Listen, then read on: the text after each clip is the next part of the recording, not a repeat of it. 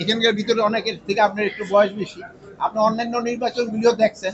আমার মনে হয় অন্যান্য নির্বাচনের তুলনায় এবারে প্রস্তুতি আরো বেশি ভালো। এখানে কোনো আওয়ামী লীগের দোষর বলতে কোনো কিছু নেই। এখানে সবাই নির্বাচনের জন্য প্রস্তুত।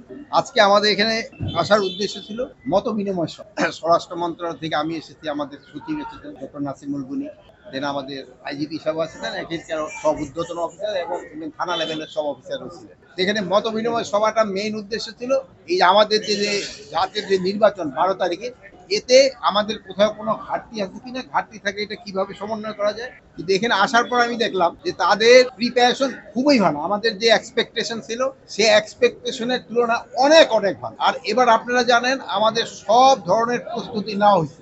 আমাদের এখানে সব ধরনের প্রস্তুতি নেওয়া আছে। আপনারা জানেন এবার আমরা প্রতিটা ভোটিং সেন্টারে সুরক্ষা অ্যাপ রাখা হচ্ছে। আপনাদের সিসি ক্যামেরা থাকতেছে, ড্রোন থাকবে সব কেন্দ্রে না, তারপরে আমার বডি অন ক্যামেরা থাকবে, তারপরে আপনার এই আমার ইভেন ডগ স্কোয়াড থাকবে। আমরা এবার সব ধরনের প্রিপারেশন, আর এক একটা কেন্দ্রে 10 জন করে হলো আনআর্মড আনসার থাকবে, তার ভিতরে 6 জন হলো পুরুষ, 4 জন হলো মহিলা, 3 জন থাকবে আর্মড আনসার, আর 2 জন কোথায় থাকে 3 জন করে পুলিশ।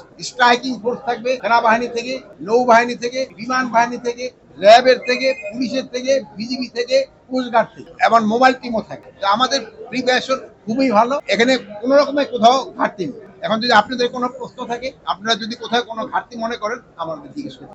আপনারা যেহেতু আপনি এখানকার ভিতরে অনেকের থেকে আপনার একটু বয়স বেশি, আপনি অন্যান্য নির্বাচনগুলিও দেখছেন। আমার মনে হয় অন্যান্য নির্বাচনের তুলনায় এবারে প্রস্তুতি আরো বেশি ভালো।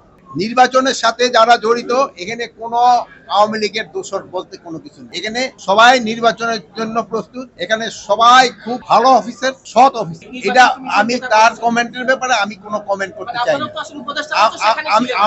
আমি ওনার কমেন্টের ক্ষেত্রে আমি কিছু বলতে চাই না, যেহেতু আমি ওটা শুনিনি।